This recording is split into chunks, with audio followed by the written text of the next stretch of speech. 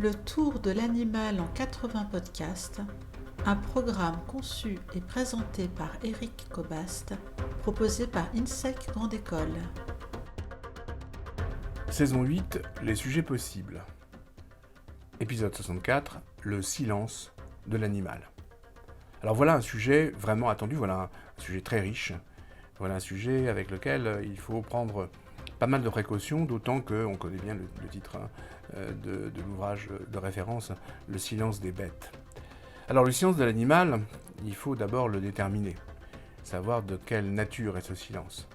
On connaît le silence de l'homme adulte. Le silence de l'homme adulte, c'est un acte. D'une certaine façon, il est éloquent. Un homme décide de rester silencieux, d'être taciturne, comme on dit. Taciturne, c'est celui qui ne parle pas. Si un homme est silencieux, c'est parce qu'il ne veut pas parler. Il décide de ne pas parler. En ce sens, le silence de l'homme adulte diffère du silence de l'enfant. D'ailleurs, le mot enfant, infans, en latin, signifie ce qui ne parle pas, celui qui ne parle pas. L'enfant, lui, ne parle pas, non pas parce qu'il ne veut pas parler, mais parce qu'il ne sait pas parler. Ou plutôt, plus exactement, parce qu'il ne sait pas encore parler, et qu'il va parler. L'homme adulte ne veut pas parler, l'enfant ne sait pas parler, alors l'animal. Eh bien lui, l'animal, il ne peut pas parler. Ce que le silence de l'animal nous dit, c'est l'impuissance à prendre la parole. Et c'est cette impuissance qu'il installe d'ailleurs dans un pathétique qu'un certain nombre de philosophes que nous avons rencontrés soulignent. Je pense notamment à Schopenhauer. L'animal serait l'être, la créature la plus malheureuse parce qu'elle serait impuissante à prendre la parole.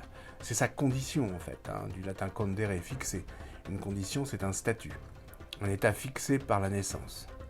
C'est la souffrance muette de l'animal, celle par exemple du loup d'Alfred de Vigny, qui, je cite, meurt sans jeter un cri, à la fin du poème des Destinées. Alors on voit que ce travail sur le silence de l'animal doit débuter par une définition des particularités de ce silence, un silence qui fait de l'animal une victime, qui fait de l'animal effectivement donc un être de passion, de passivité, pathos, donc c'est la souffrance, mais c'est aussi la passivité. Et cette souffrance de l'animal, eh bien, on doit la dégager dès la première partie. Sauf que cette souffrance de l'animal, est-ce qu'elle est absolue ? Dans le sens où, si l'animal est silencieux, est-ce que cela signifie pour autant qu'il n'y a pas de communication ?